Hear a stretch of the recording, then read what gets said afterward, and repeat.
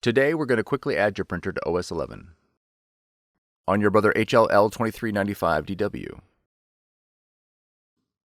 In the top left corner, click the Apple icon. Then click System Preferences. Next, double-click Printers and Scanners. Click the plus button located below the printers list.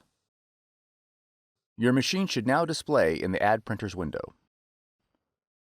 Select your Brother machine from the list. In the Use dropdown, verify that AirPrint has been selected. Then click Add. If your machine is not found, it is most likely due to an error in device discovery protocols.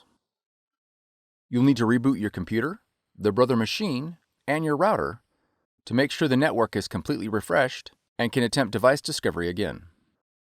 Once added, your Brother machine is ready to print.